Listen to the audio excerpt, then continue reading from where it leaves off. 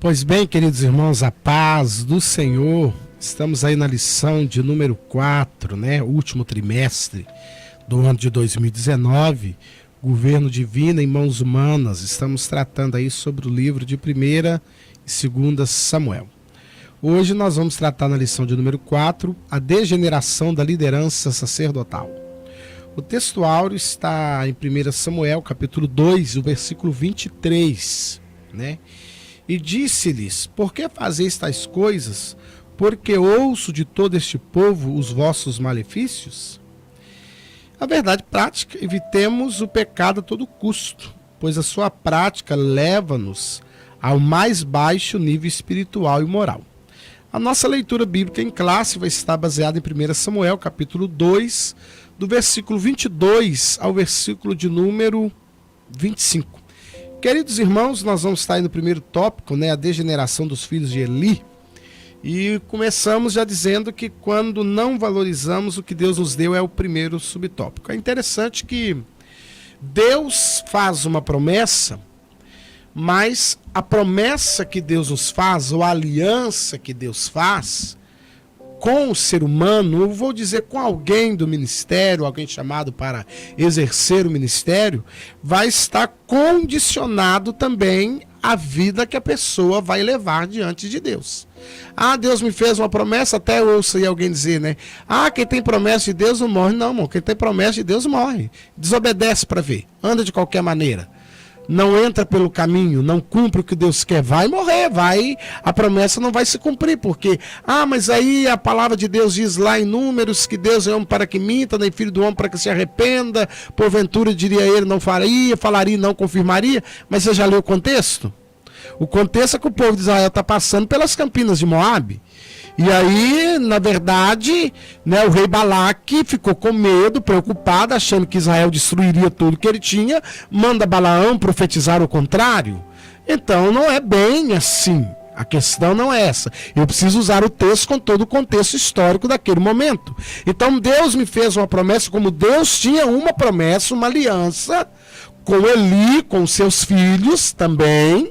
Porém, eles saíram do propósito de Deus, e a partir do momento que eles saíram do propósito de Deus, já a palavra de Deus não tinha eficácia na vida deles. A aliança não tinha eficácia. Deus não era obrigado de maneira nenhuma a empenhar a sua palavra e fazer cumprir na vida deles. Então o que acontece? Eles não valorizaram o que Deus deu, perderam a bênção.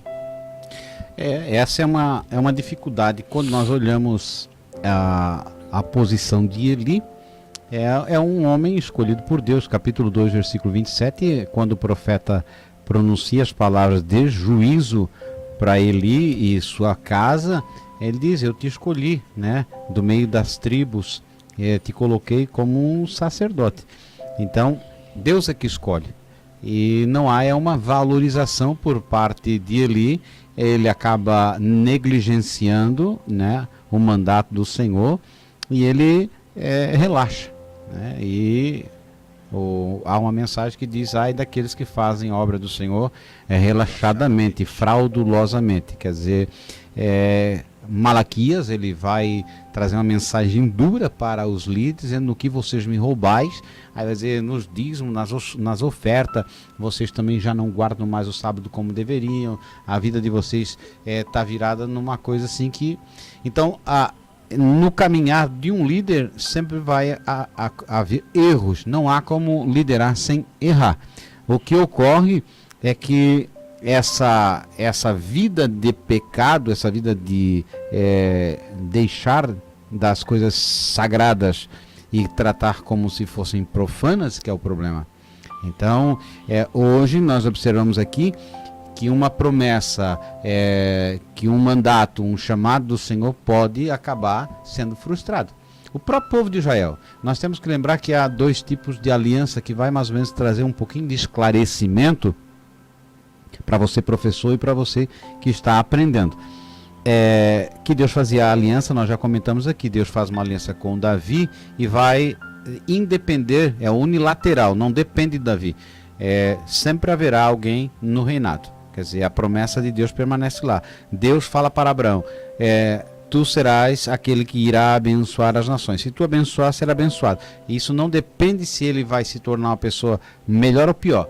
Essa é uma promessa incondicional. Agora, quando Deus diz assim, ó, Israel, você é meu filho, a minha nação, o meu eleito, se tu andares no meu caminho, obedeceres a minha palavra, fizeres os meus mandamentos, aí tu prosperará no campo, no gado, em tudo que tu colocar a mão, isso terá caminho próspero. Então são o caminho das bênçãos e maldições, capítulo 28 de Deuteronômio, né? Então é uma promessa feita para uma nação com uma condição. E eles não cumprem a condição de Deus e eles acabam sendo levados cativos, eles perdem a terra, são desprezados, porque não cumpriram com a parte deles. A palavra de Deus permanece fiel e firme. Então, no ministério, da mesma forma. Então, eles preferiram trazer o prazer e a alegria para a sua carne, né? Desprezando aquilo que era sagrado e fazendo disso profano.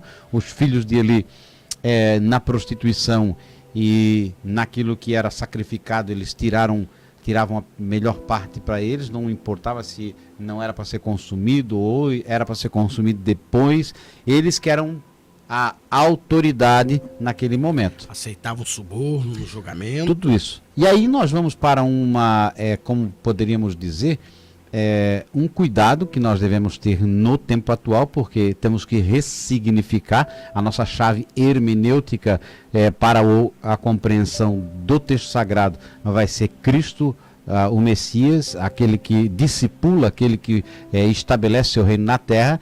E aí nós vamos perceber que Jesus já quebra esse paradigma vindo de uma tribo que não era de levitas, né? Então já começa por aí. Já não segue as escolas rabínicas, ele se torna um rabi fora daqueles moldes atuais. Ele traz a mensagem, somente a palavra. Quando ele repreende os mestres da lei, certa feita por não terem, no caso, lavado as mãos, aí Jesus vai dizer para eles assim: vocês são hipócritas, quer dizer, não são dignos nem de correção. Por quê?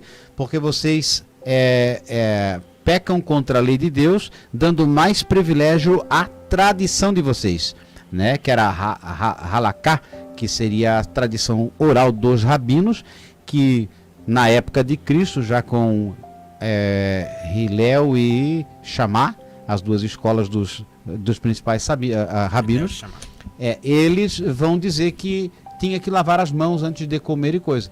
Quer dizer, não fazia parte da lei de Deus.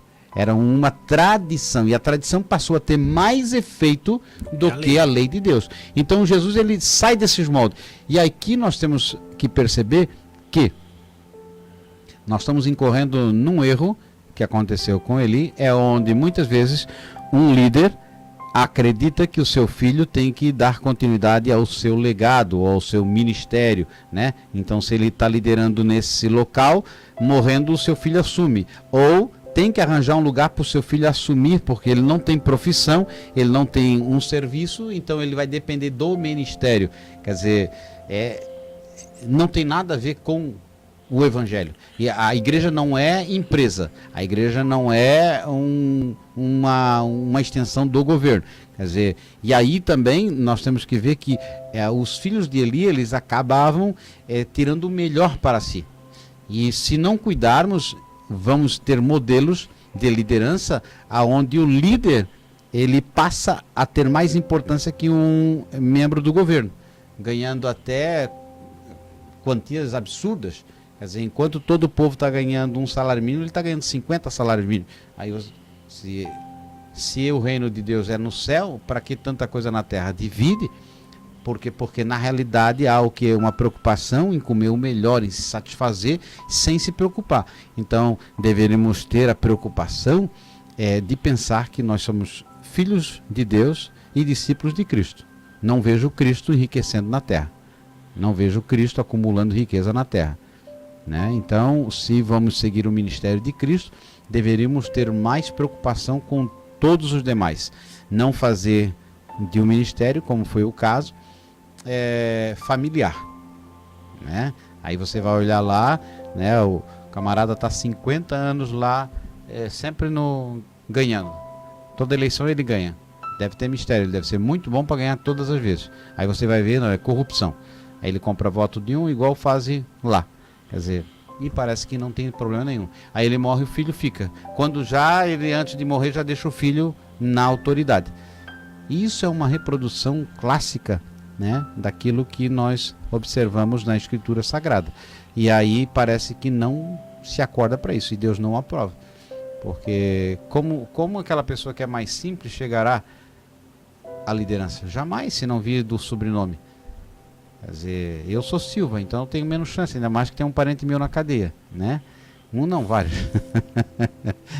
Então... Eu sou Souza, sobrenome português. Não, mas Souza é mais importante, tem escritor, tem tudo. Então, os irmãos, só para descontrair, mas levando isso aqui a sério, é claro, nós estamos falando para pessoas idôneas, que as consequências do pecado vieram. Quer dizer, você desprezar aquilo que é sagrado e fazer disso profano, a pessoa se acostuma tanto que passa a usar o dinheiro da igreja como se fosse para o seu bel prazer. Vai comer no restaurante. A nota fiscal de quem? Quem paga? Ah, a igreja paga. Eu sou líder. Menos. Já tem o seu salário. Quer dizer, aí já recebe de graça isso, a luz, a água, o telefone, o gás, a gasolina, ainda comer fora tem que pagar? Não. Então tem coisas que saem do normal, e isso Deus vai tratar com certeza. Porque isso aí, no caso, está envolvendo o dinheiro da comunidade. Então é o que eles faziam, era corrupção ministerial, né? Só que naquela época tinha uma família, lá era obrigada a permanecer. Os filhos de Eli tinham que ficar porque era um mandato do Senhor. Mas mesmo assim Deus quebra esse paradigma, dizendo, Deus quebra, chega ali, desobedeceu. Então que nós possamos aprender que as coisas de Deus são sagradas, devem ser levadas a sério, que nós devemos fazer as coisas com muito temor e tremor, porque os ímpios e os que estão na casa do Senhor olham para a liderança desejando ver um modelo de Cristo, né?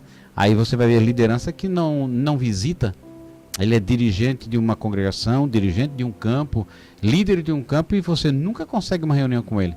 É mais fácil falar com o presidente da república do que com ele. Você tem que agendar o horário, porque nunca... Outra, não cumpre horário. Não cumpre horário. Ele não tem um horário para te... eu, por exemplo, tenho um horário a cumprir das 8 ao meio-dia, das 2 às 6. No meu caso, é claro, sou vendedor, eu faço o meu horário. Mas o pedreiro, o eletricista, o encanador, você que está me ouvindo, tem um horário. E aí você vai pegar uma liderança dessa, nunca tem horário. Às vezes não vai nem no culto.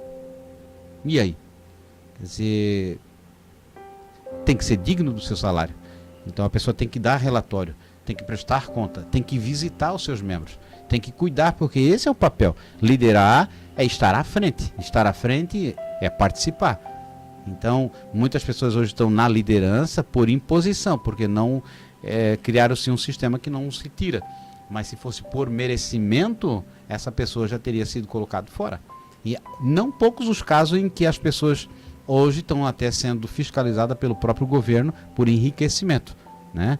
Líderes com um avião de não sei quantos milhões, com mansões de não sei quantos milhões, e essa pessoa nunca trabalhou na vida material, mas tem um patrimônio exorbitante. Da onde? Como os filhos de Eli, comendo a gordura. Então que nós venhamos a atentar para que não venhamos a reproduzir os pecados passados, reproduzir as maldades do passado e ter a consequência de ter a família extirpada, perder o direito à vida eterna com Deus e viver principalmente trazendo um mau exemplo para os que estão de fora. Queridos irmãos, já vamos entrando aí agora no segundo tópico, né? A sentença do juízo de Deus, a experiência profética de Samuel. Deus fala com Samuel num momento raro. A Bíblia diz que não era frequente as visões, eram pouquíssimas. Devido ao pecado. Né? E também a voz de Deus não se apresentava devido ao pecado. Mas com Samuel, Deus resolve falar, pela conduta de Samuel e pela necessidade de que a família de Eli fosse avisado, e que o povo também de Israel voltasse a viver um novo tempo. Porque nós estamos falando aqui dos filhos de Eli em si, mas isso trouxe um prejuízo para a nação. Com certeza. Deixaram de vir apresentar sacrifício, não confiaram mais no julgamento, resolveram as coisas por si próprios, tomaram lá as suas decisões e não traziam para o sacerdote, para os filhos de Eli.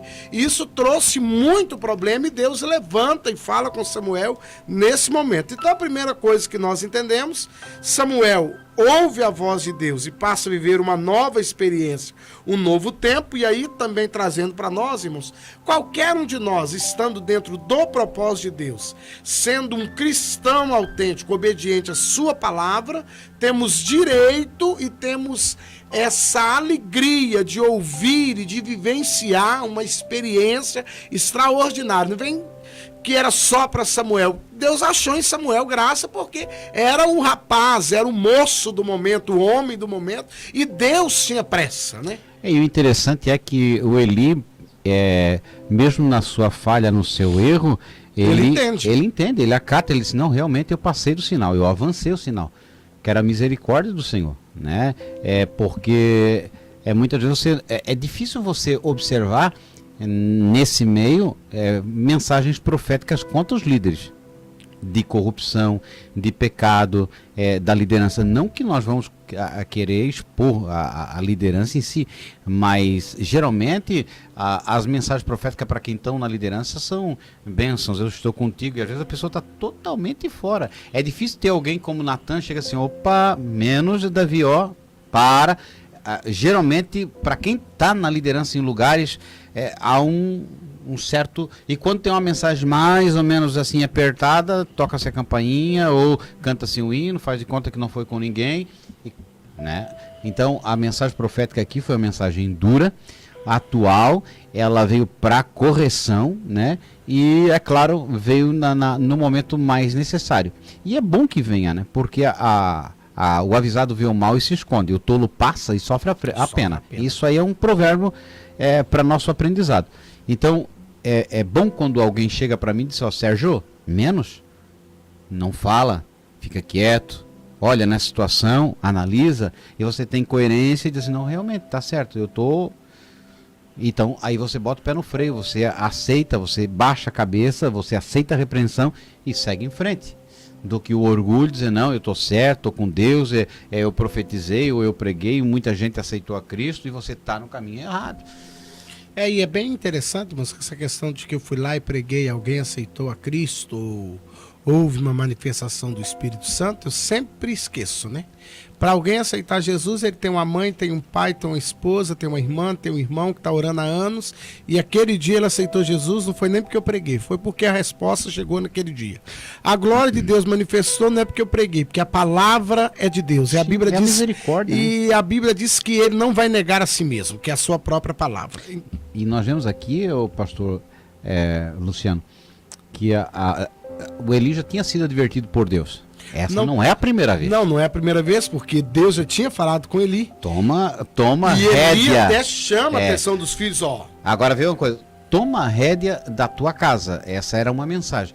Aí você percebe, você que nos ouve aí, você que é professor, que às vezes a liderança ou o que está o cabeça da casa, por exemplo, está com uma menina de 12 anos usando uma mini saia, um degote, né?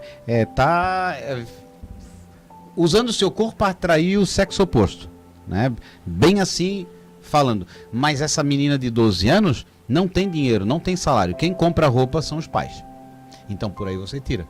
Às vezes o pai não tem um celular tão bom quanto os filhos têm. Já. Quer dizer, as crianças estão passando do limite porque nós, como pais, é que permitimos.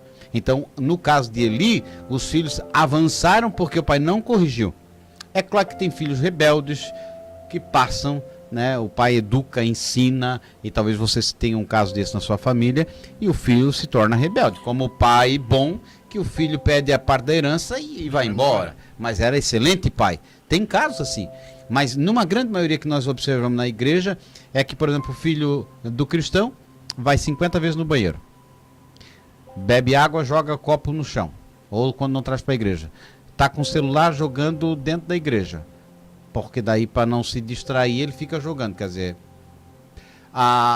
quando está aí fora e não é repreendido. Nós vimos que o filho do obreiro não pode, tem que estar sujeito.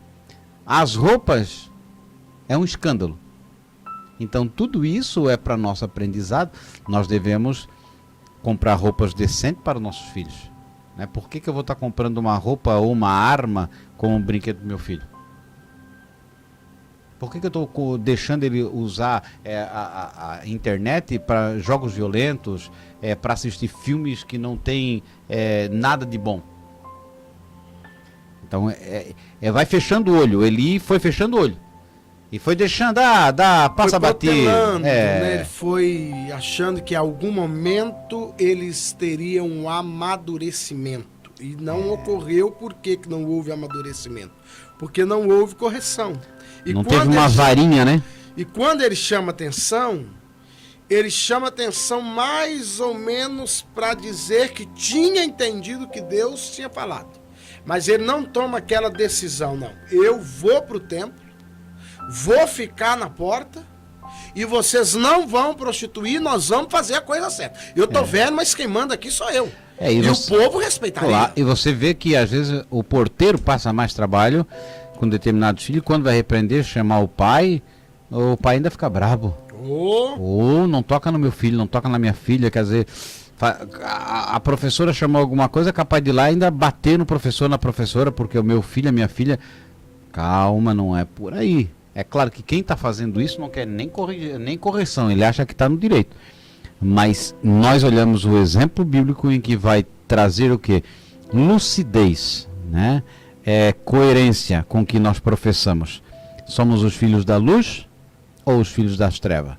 Quer dizer, nós andamos em disciplina ou indisciplinados? Até eu vejo, até entre adultos, a casa de Deus, com esse negócio de celular, virou uma coisa terrível. As pessoas estão toda hora mexendo no celular no culto, não sei para que, se não tem linha direta com Deus, vão fazer o quê? Mexer no Face, bater foto. Gente, é uma falta de respeito, né? A pessoa fica bebendo água, em casa ela não bebe tanta água. O crente em casa não bebe tanta água. Não sei se é a diabetes, o diabo da bete, alguma coisa. Nos púlpitos é a mesma coisa. Até chimarrão eu já vi. Eu digo, gente do céu, o que é isso? Não, irmãos, é complicado. Desculpa mas isso aqui é ensinamento, é escola, né? Nós precisamos aprender, irmãos. Aqui, nós vamos ver o quê? É para correção. Vai culminar no quê?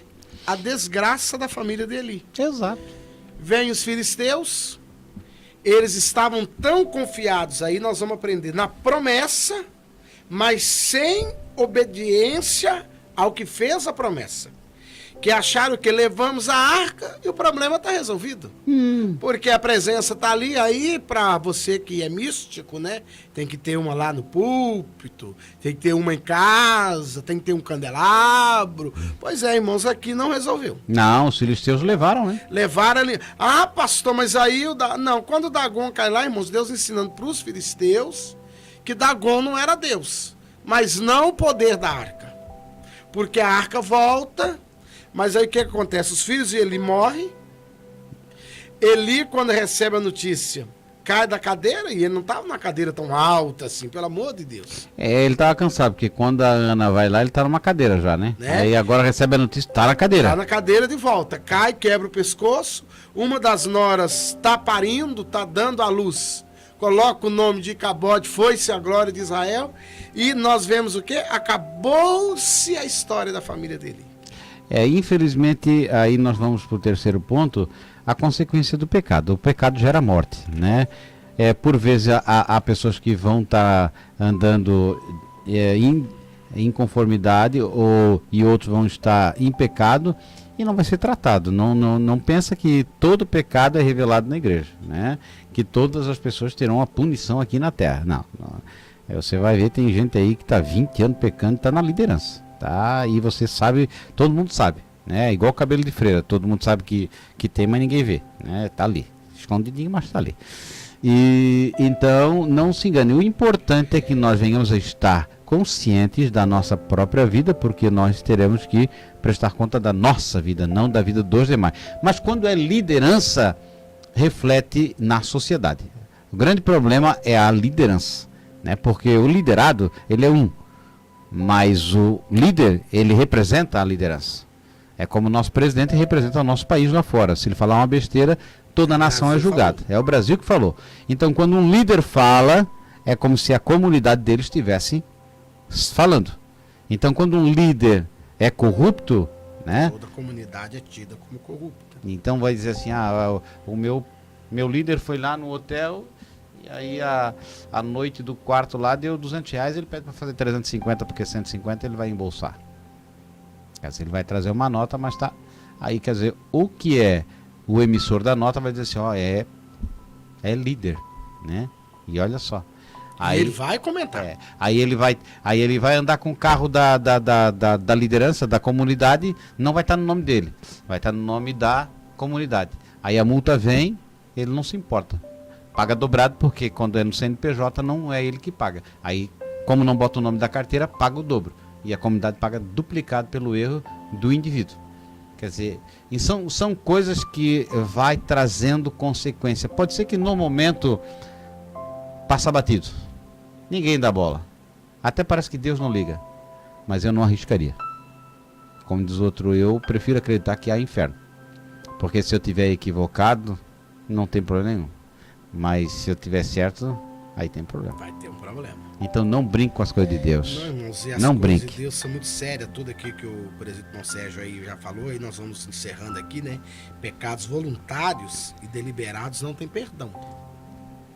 Esse é um assunto muito sério para a gente refletir, porque há uma fraqueza, quando você tem uma fraqueza, ou você incorre numa fraqueza, mas há algo que vira prática. O que aconteceu com os filhos de Eli, que é a prostituição. E vamos assim usar o termo assim, grotesco, né? E o comer a picanha ficou normal. É verdade. A prostituição, comer a picanha, aceitar o suborno, ficou normal.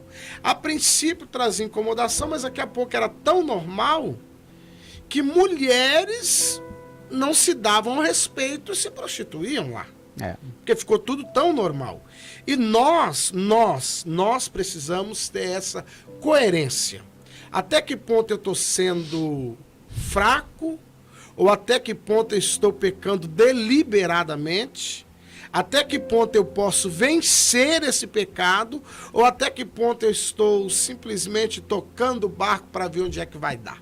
A pessoa gosta do pecado, na realidade. Não, irmãos, e o pecado não é ruim. Não vamos dizer que os irmãos, não, para o presbítero Dom Sérgio, eu vou dizer aos irmãos, não, irmãos, o pecado, não, irmão, o pecado é bom. Comer, por exemplo, uma boa comida é boa. Não, mas daí comer quando você bastante é bom. Mas daí depois passa mal. Depois passa mal, aí fica do meu tamanho também. Não é verdade. Irmãos, é complicado. Então a pessoa pensa, e nós precisamos rever conceitos, porque para chegar onde os filhos de Eli chegaram, foi por falta de repreensão. A lição vem nos mostrar, e essa lição vai mostrar para nós, professores, e para os nossos alunos, que nós estamos sendo agora, pelo Senhor, nesse momento, sendo repreendidos. De uma certa maneira, veio essa lição para nos trazer luz, para nos fazer refletir, para nos fazer pensar, até que ponto, de que maneira eu estou lidando com as coisas do Senhor? De que maneira eu subo para ministrar? De que maneira eu subo para apresentar um louvor? De que maneira eu vou para esse culto de adoração? Como é que eu me comporto lá, sendo que Salomão nos traz uma orientação? Guarda o teu pé quando entrares na casa de Deus. Ele está dizendo, entra lá com reverência. Respeite o que está sendo feito lá. Até que ponto eu estou fazendo as coisas para que Deus não diga o que disse na boca do profeta Isaías? Eu estou com nojo desse culto. Porque quando você vai para o original, Deus falou, eu estou com nojo, eu não suporto mais. Eu não suporto ver mão levantada, não suporto mais ver matar boi. Para mim nada disso me agrada, que é a ponto que Deus vai dizer, olha, vocês querem fazer um negócio bom para mim? Obedece. Me obedece, depois eles falam, você quer fazer uma coisa boa que eu vou ficar feliz? Não aponta dedo, socorre o órfão e a viúva. Faça isso que vocês vão me agradar. É verdade. Deus chegou a falar, não quero nem mais boi, não me mate mais nada, para com isso. né? Então, irmãos, é tão complicado, porque como é para nós, né? E a maioria de nós aqui somos crentes há muitos anos, mas é uma lição, essa vai nos fazer pensar. Vai ser mais difícil de lecionar, porque muitos professores terão medo de falar porque a liderança tá lá e possivelmente vai estar em pecado também, né? Vai estar cometendo esses abusos, né? E aí se torna difícil. Então, para nós é muito mais fácil, porque nós não estamos só ensinando, né? Tá online. Talvez nosso pastor aqui, né, fale alguma coisa, mas é natural. Mas para quem está numa classe já se torna difícil, porque às vezes a liderança é aquela coisa. Mas sempre pensando assim, nosso papel é entregar a mensagem de Deus com responsabilidade, educação, sem precisar estar chamando ninguém de coisas que você não pode provar. Não, porque a pessoa diz, todo mundo aí. Não, calma. Se você sabe, então denuncia. Né? Você tem meios, tem formas. E nunca usar, irmãos, termos pejorativos, né? E não também fermentar, ter o costume de ir na casa das pessoas e ficar falando sempre as mesmas coisas. O líder tal, o fulano tal. As pessoas já sabem, isso não edifica nada. Isso é para nós corrigir. Na realidade, o desejo nosso é que as pessoas que estão nessa situação possam ser tocadas pelo Espírito Santo e possam rever as suas atitudes, aquilo que estão praticando de mal, e pelo Espírito Santo venham abandonar e largar a mão, né? E se também não fizer, o problema é de cada um. A Bíblia diz, irmãos, e lembrando bem para nós encerrarmos essa lição, que a nossa missão é entregar a palavra. Agora, convencer com o Espírito Santo. E se a pessoa não quiser convencer, naquele grande dia ele vai receber. Deus fez isso com Caim, disse Caim, o mal jaz às portas. Cabe a ti repreendê-lo, cabe a ti a reprimi-lo, cabe a ti não dar vazão. Deus falou para Caim, o que Caim fez? Não ouviu, matou. Então, o próprio Deus, Cristo trouxe quantas mensagens? Chegou para Pedro e disse, Pedro, tu vai me negar. Para. Eu vou na cruz contigo. Para, estás errado. Jesus, tu és filho de Deus, tu és Deus, mas nessa daí tu errou, feio ainda. Eu vou para a cruz contigo. O próprio Cristo, né? Trouxe uma mensagem, uma revelação para Pedro, e Pedro disse, não, para mim não, para os outros pode ser, mas para mim não. Por isso que lá Jesus disse, me amas mais do que esse, quer dizer, volta a fita. Então, a repreensão nem sempre é aceita, as pessoas às vezes não aceitam. E outra coisa, e nós temos que ter sempre isso, que não é porque não vai ser aceita, não quer dizer que Deus a mensagem não é de Deus. Porque vamos lembrar de alguém agora, vamos voltar um pouquinho atrás no livro do Gênesis também. Anjos pegam Ló, esposa e as filhas pegam pela mão e digam, não olhe para trás, escape. Irmãos, você já imaginou um anjo te pegar pela mão e sair correndo, mas a mulher olhou para trás? Não é só porque é mulher, eu acho que senti um pouco aí o negócio. Não, podia ser o homem também. Podia ser o homem. O Ló não teve coragem de olhar, mas ela olhou. O que eu quero, a ênfase aqui vai ser o quê? Que se nem o anjo puxando pela mão, a pessoa teve o temor de não olhar, não quer dizer que se eu falar, a pessoa vai se convencer. Agora, a minha missão é falar. E sempre, naquele dia... Sempre com respeito. Isso, irmãos, muito respeito e nunca com Não chama ninguém de ladrão, não chama ninguém de bandido. Isso não serve. Nós podemos dizer, a pessoa está equivocada, aí está enganada. Tudo bem, mas deixa com Deus tratar. Agora, nunca vamos esquecer, irmãos, que essa igreja, que a igreja do Senhor, por isso ela é a igreja do Senhor Jesus. Ela tem dono e naquele dia ele vai tratar, e ele ainda fala mais, né? Jesus voltando, vamos falar de Jesus. Jesus voltando falou, não vamos arrancar o joio. Vamos deixar os dois juntinhos aí e na hora da colheita a gente faz a separação. E deixar sempre uma mensagem, o apóstolo Paulo fala, aquele que cuida de estar em pé, olhe para que não caia. Eli foi repreendido por Samuel a respeito dos seus filhos. Samuel repete o mesmo modelo, os filhos sendo desobedientes. Então, muitas vezes você está olhando para a pessoa no erro e você também está errado em outras coisas. Então, nós temos que ter o cuidado para que nós não venhamos ser juiz dos outros e não nosso juiz. Nós temos que sempre olhar para o espelho e saber que nós somos dignos também da graça e da misericórdia do Senhor. Todos erramos. Quem está na liderança, mais ainda. Quem faz alguma coisa sempre erra. Você não tem como fazer uma obra sem errar. Sempre vai cometer alguma coisa. Às vezes não elogiou alguém, às vezes não deu oportunidade para alguém, às vezes não visitou alguém, às vezes foi mal compreendido. Nós sempre vamos errar. Mas aí nós temos que ter a humildade de procurar corrigir quando dá para corrigir, porque tem coisa que não dá para corrigir, né? Mas no que é possível ter a humildade de corrigir e pedir sempre a graça e a misericórdia do Senhor. Que Deus nos abençoe, que Deus nos guarde, que venhamos a respeitar a nossa liderança, mas que venhamos ter a consciência que há muitas coisas erradas e nós temos que pedir a Deus que Ele trate, que Ele venha limpar e que nós possamos, na glória, ver todos eles, até os que estão erradinhos, para que a misericórdia alcance também esses estragadinhos. É verdade. Irmãos, semana que vem tem mais. Dê o seu like, compartilhe, que Deus nos abençoe no nome de Jesus.